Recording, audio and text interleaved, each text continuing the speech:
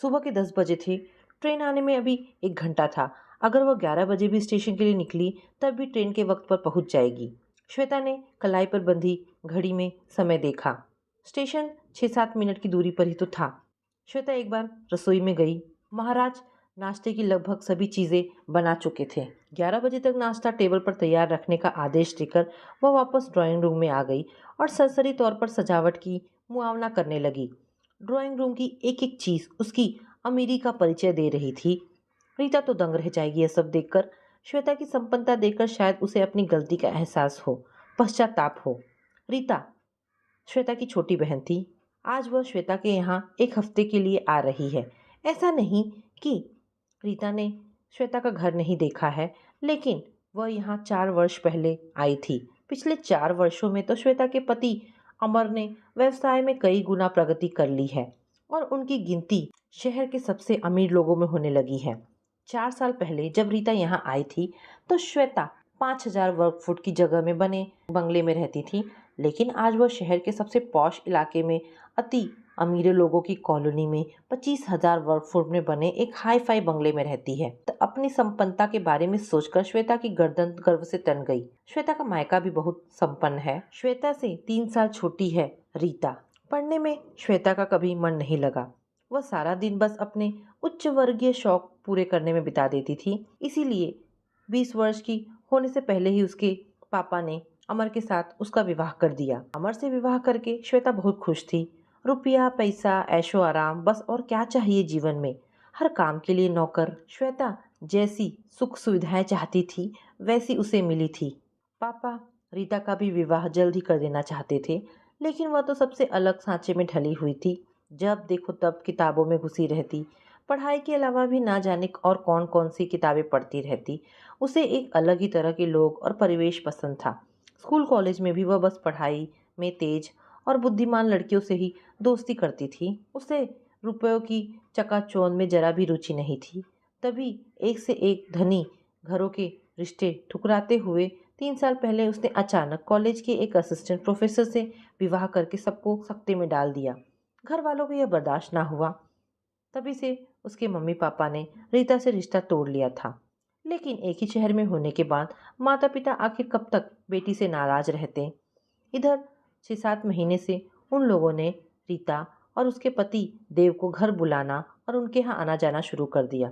तब श्वेता ने भी रीता से फ़ोन पर बात करना और उसे अपने घर आने का आग्रह करना शुरू कर दिया। ऐसा नहीं है कि श्वेता को रीता से बहुत लगाव है और वह बस उसे स्नेहवश उससे मिलने को आतुर है, बल्कि श्वेता तो अपनी संपन्नता के प्रदर्शन से रीता को चकाचौंध करके उसे यह एहसास दिलाना चाह रही है कि देखो तुमने मामूली आदमी से शादी करके क्या कुछ खो दिया है जिंदगी में। श्वेता और उसके परिवार ने जीवन में हमेशा पैसे को महत्व दिया था। चाहे उसके पापा हो या पति, दोनों ही पैसे से ही आदमी को छोटा बड़ा समझते थे। 11:15 बज गए तो श्वेता ने अपने विचारों को समेटा और ड्राइवर से गाड़ी निकालने को कहा। चमचमाती कार में बैठकर वह स्टेशन पहुंची। समय पर ट्रेन आ गई। स्लीपर क्लास से उतरती रीता पर नजर पड़ते ही श्वेता का जी कसैला हो उठा कि अगर अमीर घर में शादी करती तो इस समय प्लेन से उतरती। ओ दीदी कैसी हो, कितने साल हो गए तुम्हें देखे हुए। रीता ने लपक कर श्वेता को गले लगा लिया और जोर से बाहों में भींच लिया। क्षण भर को श्वेता के मन में भी बहन से मिलने की ललक पैदा हुई, पर तभी अपनी प्योर सिल्क की साड़ी पर उसका ध्यान चला गया कि उफ, गंदे कपड़ों में ही छू लिया रीता ने। पता नहीं ट्रेन में कैसे कैसे लोग होंगे। अब तो घर जाकर तुरंत इसे बदल कर ड्राई क्लीन के लिए देना होगा। घर पहुंचकर श्वेता ने रीता को बैठने भी नहीं दिया, सीधा पहले नहाने भेज दिया। ट्रेन के सफर के कारण रीता के शरीर से गंध सी आ रही थी। श्वेता स्वयं भी कपड़े बदलने चली गई। डाइनिंग टेबल पर नाश्ता लगवाकर श्वेता ने रीता को आवाज़ लगाई। मोबाइल पर बात करते हुए रीता आकर कुर्सी पर बैठ गई। बात खत्म करके उसने मुस्कुराकर श्वेता को देखा। बाप रे दीदी, ये इतना सारा क्या क्या बनवा दिया तुमने। रीता आश्चर्य से नाश्ते की ढेर सारी चीज़ों को देखकर बोली। कुछ भी तो नहीं, जब तक यहाँ है अच्छी तरह खा पी ले, वहाँ तो पता नहीं। श्वेता ने अपने आप को एकदम से रोक लिया, वरना वह कहना चाह रही थी कि एक मामूली सी तनख्वाह में वह दाल रोटी से अधिक क्या खा पाती होगी भला, पर यह कहने से अपने आप को रोक नहीं पाई कि यहाँ तो रोज ही यह बनता है। तेरे जीजा जी तो ड्राई फ्रूट्स के हलवे के सिवा और कोई नाश्ता ही नहीं करते। अरे हाँ, जीजा जी क्या ऑफिस चले गए? रीता ने उत्साह से पूछा। नहीं, वे तो काम से दिल्ली गए हैं। वहीं से फिर हैदराबाद और फिर मुंबई जाएंगे। व्यवसाय बढ़ गया है। महीने में 15 दिन तो वे बाहर ही रहते हैं। श्वेता ने अपने स्वर में भरसक गर्व का पुट भरते हुए कहा। और तुमने भी दोनों बच्चों को क्यों हॉस्टल में डाल दिया? बच्चे घर में होते हैं तो रौनक रहती है। रीता ने एक कौर मुंह में डालते हुए कहा। अरे इनका स्कूल माना हुआ है। इनकी इच्छा तो फॉरेन भेजने की थी, पर मैंने कहा अभी बहुत छोटे हैं, हायर एजुकेशन के लिए भेज देना फॉरेन। अभी तो मनाली ही ठीक है।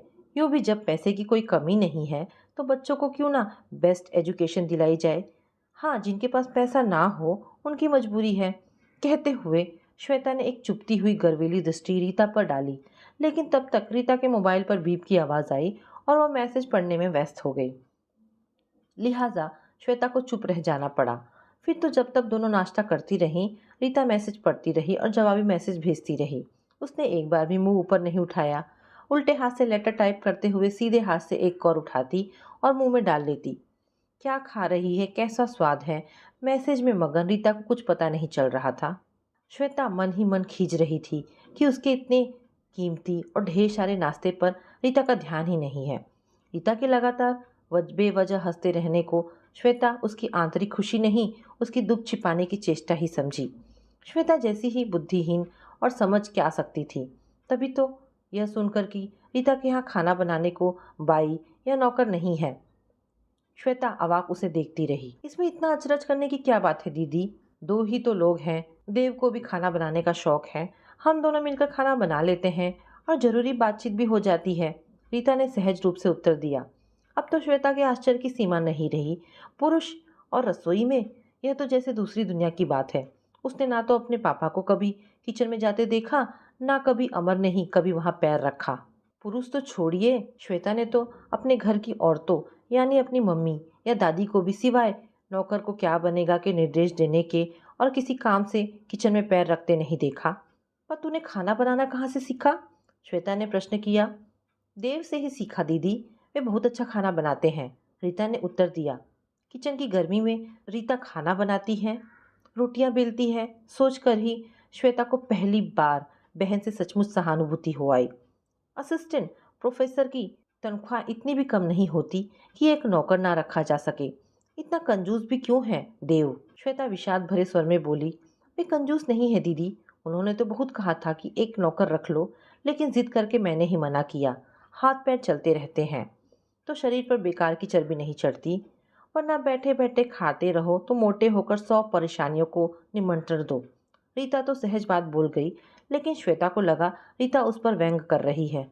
सचमुच कम उम्र में एक के बाद एक दो बच्चे और उस पर तर माल खाकर बस सारा दिन आराम करना, घूमने के नाम पर गाड़ियों में घूमना, पार्टियों में जाना और मॉल में शॉपिंग करना। और करती ही क्या है श्वेता? तभी तो जगह जगह थुलफुल मांस की परतें झांकने लगी हैं। शरीर बड़ी मुश्किल से कपड़ों में समाता है। पहली बार रीता के छरहरे कसे शरीर को देखकर ईर्ष्या का अनुभव किया श्वेता ने। वह रीता से मात्र 3 वर्ष बड़ी है, लेकिन मोटे हो जाने के कारण 10 वर्ष बड़ी लग रही है, जबकि रीता के चेहरे और शरीर पर आज भी 20-21 की उम्र वाली कमनीयता बरकरार है। श्वेता भी कपड़े बदलकर बिस्तर पर लेट गई। एक ही दिन हुआ है रीता को आए, लेकिन सुबह से देव के ना जाने कितने फ़ोन और मैसेज आ गए होंगे।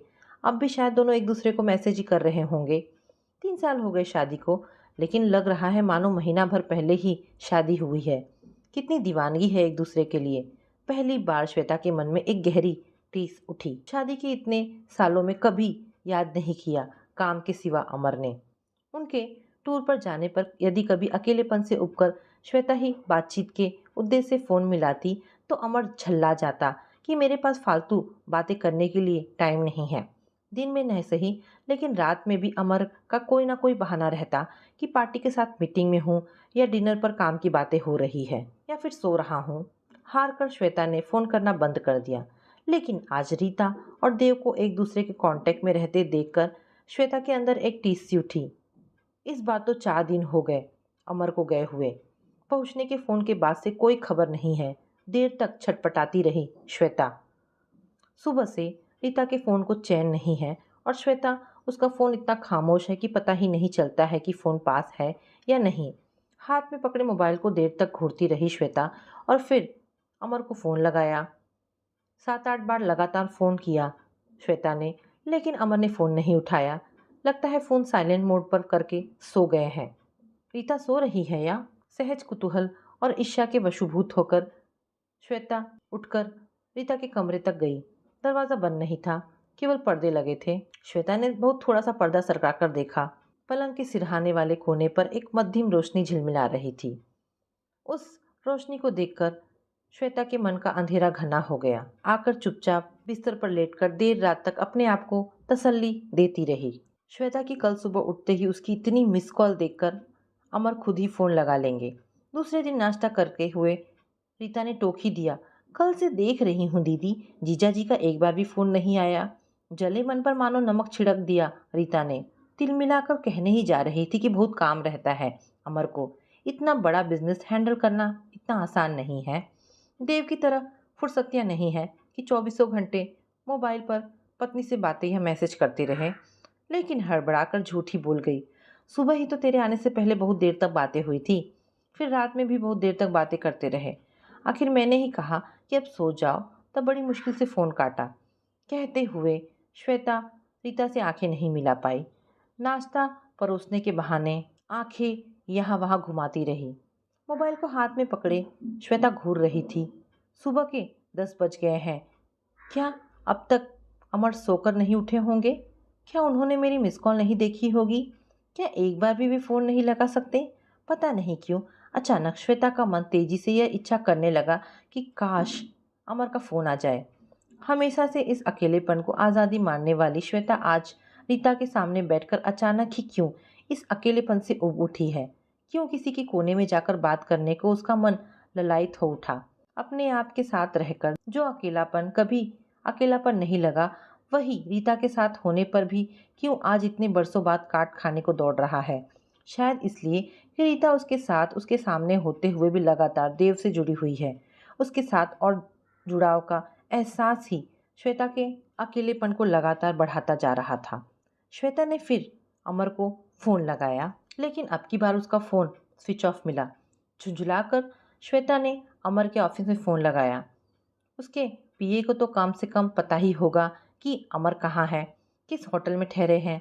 ऑफिस में जिसने भी फ़ोन उठाया झिझकते हुए बताया कि सर की पीए तो सर के साथ ही दिल्ली गई है। श्वेता सन्न रह गई।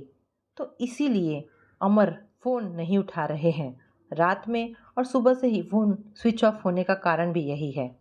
दिल्ली के बाद हैदराबाद, फिर मुंबई, एक से एक आलीशान होटल। और श्वेता हर बार कहती कि घर में बच्चे तो हैं ही नहीं, मैं भी साथ चलती हूँ।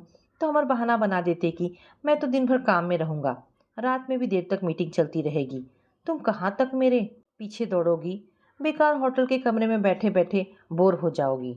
सच ही तो है, पत्नी की ज़रूरत ही नहीं है, पीओ को साथ ले जाने में ही ज़्यादा सुविधा है।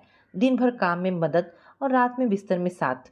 अचानक श्वेता की आंखों के सामने आपस में हंसी चुहल करते हुए खाना बनाते और काम करते देव और रीता के चित्र घूम गए।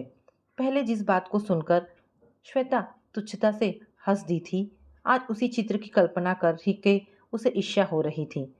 ईर्ष्या, क्षोभ, अमर द्वारा दिया जा रहा धोखा और अपमान सब श्वेता की आंखों से बहने लगे। क्यों बुलाया रीता को उसने? आराम से इस ऐश्वर्य और पैसे से खरीदे गए सुख साधनों से अपने आप को संपन्न सुखी मानकर सुख से बैठी रहती थी कि रीता ने आकर उसके सुख को चूर चूर कर दिया। जीवन में पहली बार रीता का सुख और चेहरे की चमक देखकर श्वेता को लगा कि पैसा ही सुख का पर्याय नहीं है। रीता के चेहरे को घूर घूर कर श्वेता दुख की लकीर ढूंढना चाह रही थी। आज उसी चेहरे की चमक देखकर उसके अपने चेहरे पर मायूसी के बादल छा रहे हैं। अब वह रीता के चेहरे पर नज़र डालने की ही इच्छा नहीं कर पा रही है। डर रही है उसके चेहरे की रोशनी से खुद के मन का अंधेरा और घना ना हो जाए। दोपहर के खाने के बाद दोनों बातें करने बैठी। तुमने अपनी क्या हालत बना रखी है दीदी? बच्चे हॉस्टल में हैं, जीजाजी इतने इतने दिन टूर पर हैं, पहाड़ सा दिन अकेले कैसे काटती हो? रीता के चेहरे पर श्वेता के लिए सचमुच की हमदर्दी थी। शाम को दोनों फिर घूमने निकल गई।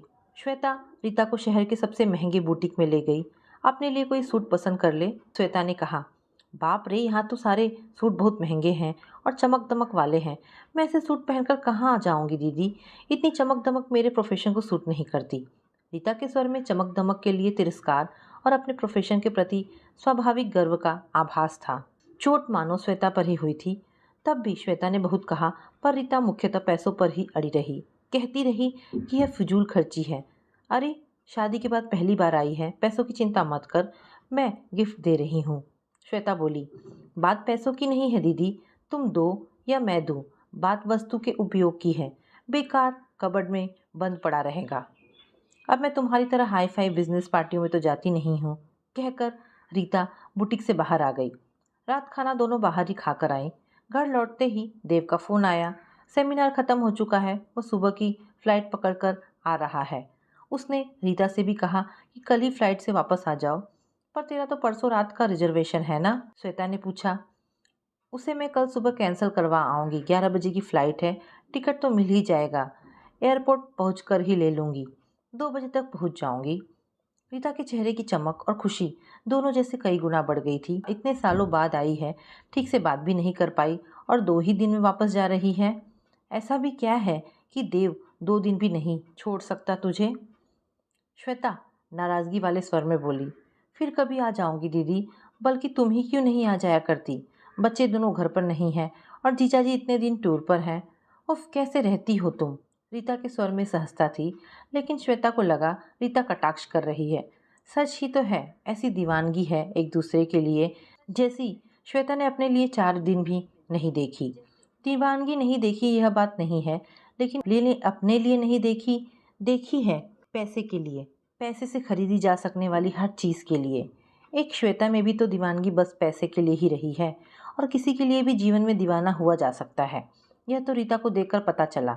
जो रीता महज पैसों की खातिर महंगा सूट नहीं खरीद रही थी, वह और देव से 2 दिन जल्दी मिलने की खातिर प्लेन से वापस जाने को तैयार हो गई। जो श्वेता से मिलने वह साधारण स्लीपर क्लास में आई थी। यानी पैसा है, लेकिन मनुष्य के लिए पैसा है, पैसे के लिए मनुष्य नहीं है। जिस शानदार पलंग पर श्वेता पैर पसारकर निश्चित सोती थी, आज उसी पलंग पर मानो वह अंगारों की जलन महसूस कर रही थी। वह यहाँ अकेली है और वहाँ अमर के साथ। पैसे से हर सुख नहीं खरीदा जा सकता। कम से कम औरतों के बारे में तो यह बात लागू होती ही है। उठकर श्वेता पता नहीं किस अनजाने आकर्षण में बंधकर रीता के कमरे की तरफ गई। देखा, बिस्तर के सिरहाने की तरफ मोबाइल की रोशनी झिलमिला रही थी। अपने पलंग पर औंधी पड़कर श्वेता सुबकने लगी। उसका गुरूर टूटकर आंखों के रास्ते बहने लगा। तो दोस्तों, ये कहानी यहाँ पर समाप्त होती है। आशा करती हूँ कहानी पसंद आई होगी। दोस्तों, ऐसी ढेरों पारिवारिक और शिक्षाप्रद कहानी सुनने के लिए हमारे चैनल को प्लीज़ सब्सक्राइब करें। धन्यवाद दोस्तों।